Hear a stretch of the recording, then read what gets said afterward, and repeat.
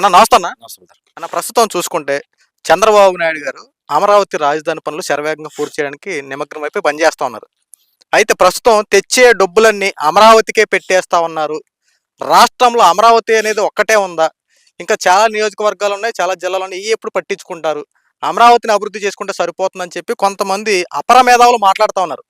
అయితే ప్రస్తుతం ఇప్పుడు ఏదైతే అప్పులు తెచ్చే ప్రతిదీ అమరావతి పెడుతుంటే ఆంధ్ర రాష్ట్ర పరిస్థితి ఏమైపోతుందని చెప్పి మాట్లాడుతున్న ప్రతి ఒక్కరికి, ఒక సామాన్య మానవుడికి మీరు ఏం చెప్పాలనుకుంటారన్న? ఈ అపర మేధావులకి చంద్రబాబు నాయుడు గారు ముఖ్యమంత్రిగా ఉన్నప్పుడే రెక్కలు వస్తాయండి. రాజశేఖర్ రెడ్డో జగన్మోహన్ రెడ్డో ఉన్నప్పుడు మాట్లాడడానికి ధైర్యం చాలదు, ఎందుకంటే రెక్కలు కట్ చేసేస్తారు కదా. సరే, రాజశేఖర రెడ్డి గారి టైంలో అంటే మనం పిల్లలం కాబట్టి మనం ఏం చూడాల. జగన్మోహన్ రెడ్డి అయ్యాంలో చూసాం కదా. ఎవడన్నా సారీ, ఇక్కడ నేను ఈ మాట అంటున్నందుకు వీళ్ళు ఈ అపర మేధావులు బాధపడవచ్చు, కానీ వాళ్ళ వ్యక్తిత్వాలు, వాళ్ళు మాట్లాడుతున్న విధానాలు చూస్తే వాళ్ళకి రెస్పెక్ట్ ఇవ్వాలనిపించట్లా నాకు. ఇలాంటి ఎదవలందరూ కూడా జగన్మోహన్ రెడ్డి పెంచి పోషిస్తున్న విష సర్పాలు.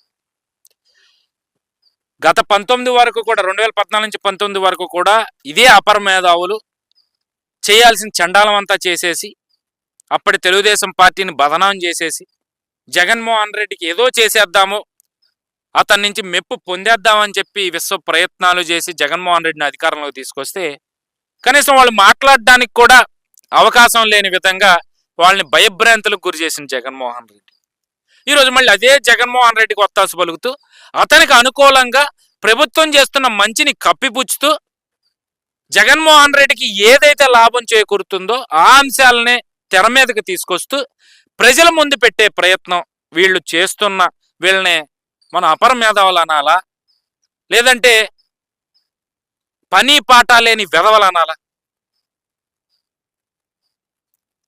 అమరావతి పెట్టేస్తున్నాడు అని అంటున్నారు. ఈ 7-8 నెలల కాలంలో నాకు తెలిసి ఒకసారి 35,000 కోట్లు, ఒకసారి 15,000 కోట్లు, మొత్తం మీద 60 నుంచి 80,000 కోట్ల రూపాయలు ఎలాగో ఈ రోజు వరకు అమరావతి అభివృద్ధి కోసం, ఓన్లీ అమరావతి అభివృద్ధి కోసం కేంద్ర ప్రభుత్వం నిధులను కేటాయించింది.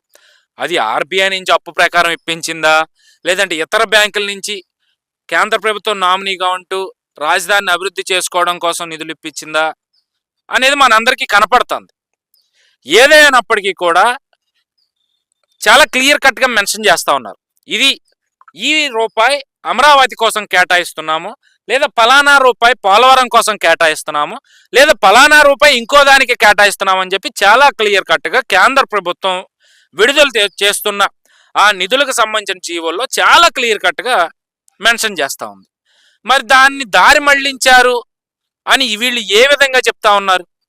గతంలో మనం చూసుకుంటే, అంటే మనం చేసేదే మన కళ్ళకు కనిపిస్తుంది అని చెప్పి పెద్దలు చెప్తూ ఉంటారు. మనం మనసులో ఏమనుకుంటామో, లేదా మనం ఏం చేస్తున్నామో ఎదుటివాడు కూడా అదే చేస్తాడు, ఆ విధంగానే నడుచుకుంటాడు అనేది మనిషి యొక్క ఏమంటారు దాన్ని, ఒక సైకలాజికల్ వే అన్నమాట. సో మనం చేసాం 19 నుంచి 24 కాలం వరకు కూడా కేంద్రం దేనికి నిధులు కేటాయించినా దాన్ని తీసుకొచ్చి అమ్మఒడి అని, బొమ్మఒడి అని, అదని ఇదని చెప్పి నిధులు మళ్లించేసి, ఆఖరికి కులాలకి కేటాయించిన నిధుల్ని కూడా దారి మళ్లించేసి, ఎస్సీ ఎస్టీ బీసీ మైనార్టీ వర్గాలకు సంబంధించిన ఈ సప్లా నిధుల్ని దారి మళ్లించేసి, లేదంటే ఒక తాగుబోతు తన జీవిత కాలానికి ఎంత తాగుతాడో అంతటినీ కూడా తాకట్టు పెట్టి తాగుబోతుల మీద కూడా అప్పులు తీసుకొచ్చి ఆ నిధుల్ని దారి మళ్లించి, ఆఖరికి జీవితకాలం కష్టపడి దాచుకున్న ప్రభుత్వ ఉద్యోగుల పిఎఫ్ డబ్బులను కూడా దారి మళ్లించి పథకాలకి మలిచిన ఈ వ్యక్తి, లేదంటే ఈ పార్టీ ఈరోజు కూటమి ప్రభుత్వాన్ని ప్రశ్నిస్తూ ఉంది, లేదంటే కూటమి ప్రభుత్వం మీద నెపం నెడుతుంది అంటే అది వినడానికి కూడా చాలా చిరాగ్గా ఉంది నాకు. ఎందుకంటే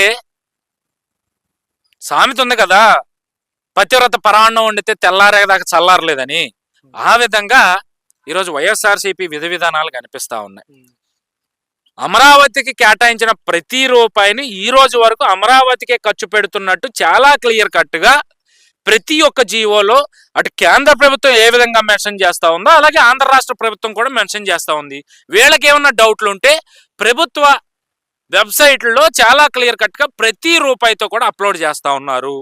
లేదంటే కొత్తగా ఇప్పుడు వాట్సాప్ సేవలు వచ్చినాయి కదా, వాటిలోకి రెవెన్యూకి సంబంధించి ఉన్నాయి కదా. సో ఆ సేవల్లోకి వెళ్ళి వీళ్ళనే కనుక్కోమనండి. ఎవరైతే ప్రచారం చేస్తున్నారో వాళ్ళకే తెలుస్తూ ఉంటుంది. అది మానేసి మన కళ్ళకి బులుగు రంగు చుట్టేసుకుని బులుగు రంగు వేసేసుకుని రాష్ట్రం అంతా కూడా బులుగుమయంగానే కనిపిస్తుందని చెప్పి వీళ్ళు ప్రచారం చేస్తూ ప్రజలు నమ్మించే ప్రయత్నం ఎంతకాలం అండి అబద్ధ ప్రచారం? అంటే ఇక బ్రతికినంత కాలం మనం అనుకున్నదే నిజం, ప్రజలకు మంచి జరుగుతుంటే అది మంచి కాదు అదే చెడు అని చెప్పి ప్రజలు నమ్మించాలి అనుకోవడం ఎంతవరకు కరెక్ట్? ఇప్పుడు మీరు అన్నట్టుగానే చాలా మందికి అర్థం కాని విషయం ఏంటంటే, రాష్ట్రానికి రాజధాని అనేది వస్తే రాష్ట్రానికి అంతా మేలు జరుగుద్ది. ఒక చంద్రబాబు గారికి ఒక్కటే కాదు కదా. కానీ వీళ్ళు వెర్షన్ ఏంటంటే, ఏదో చంద్రబాబు నాయుడు పేరు ప్రఖ్యాతులు వచ్చేస్తాయి, రాజధాని కట్టింది చంద్రబాబు నాయుడు అని చెప్పి ఒకే ఒక్క నెపంతో ఈ అమరావతి పనులు జరగనీయకుండా అడ్డుపడే వాళ్ళు కొంతమంది ఉన్నట్టు కొన్ని వార్తలు వస్తా ఉన్నాయి. ఒకవేళ ఆంధ్ర రాష్ట్రం గురించి ఆలోచించే వాళ్ళైతే ఇలాంటి వ్యాఖ్యలు చేయరంటారన్నా? మీరు అన్నదంటే కూడా వ్యాలిడ్ పాయింటే కదా. ఇప్పుడు రాష్ట్రంకి ఒక రాజధాని ఉందండి.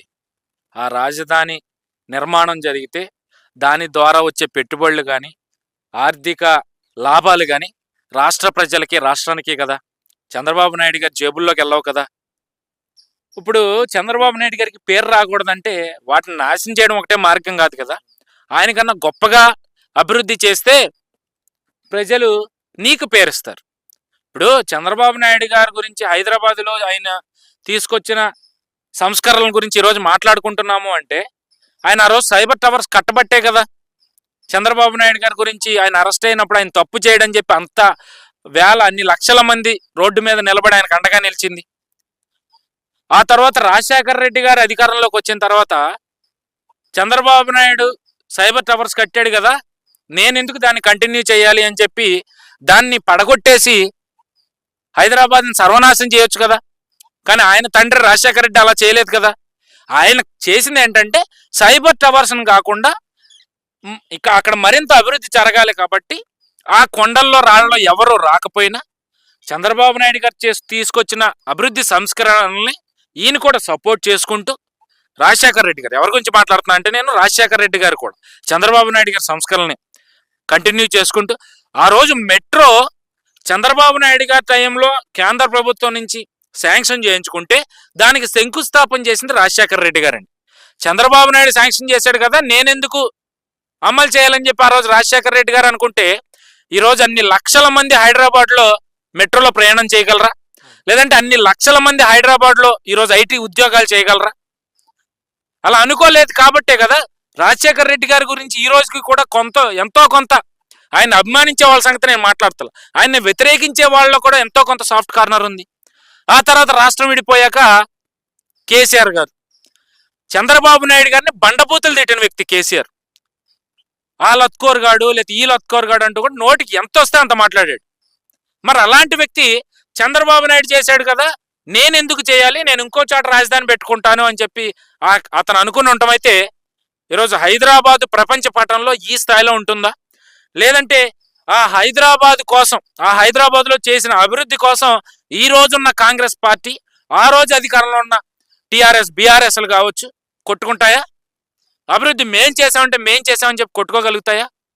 ఆ రోజు ఒక నాయకుడు తీసుకొచ్చిన సంస్కరణల్ని మిగిలిన ప్రభుత్వాలు కావచ్చు, మిగిలిన నాయకులు కావచ్చు కంటిన్యూ చేశారు. కానీ ఆంధ్ర రాష్ట్రంలో ఆ పరిస్థితి కాదు కదా. ఈరోజు చంద్రబాబు నాయుడు గారు అమరావతిని ఒక రాజధానిగా మనం ఎన్నుకుంటున్నాము అన్నప్పుడు ఇదే జగన్మోహన్ రెడ్డి ఒక చెయ్యేసి నేను కూడా సై అంటూ కూడా చేతులెత్తిన వ్యక్తే. కానీ అధికారంలోకి వచ్చాక నేను ఇక్కడ కమ్మ వాళ్ళకే రాజధాని, నాకు ఇక్కడ రాజధాని అంటే ఇష్టం లేదు, మూడు చాట్ల రాజధాని అంటూ కూడా ఒక వైజాగ్ని హైలైట్ చేసే ప్రయత్నం చేశాడు. అక్కడైనా ₹1 వెచ్చించి ఒక కంపెనీని తీసుకొచ్చాడా? అది జరగలేదు. ఒక నాయకుడు చేసిన మంచిని ప్రజలు మర్చిపోవాలి అంటే అంతకు మించిన మంచి మనం చేయగలగాలి. అంతేగాని ఆ మంచిని ముంచే విధంగా మనం చేయాలి అనుకుంటే కాలగర్భంలో నువ్వు మునిగిపోతావు తప్పితే ప్రజల్లో నీకంటూ ఒక స్థానం రాదు, ఉండదు.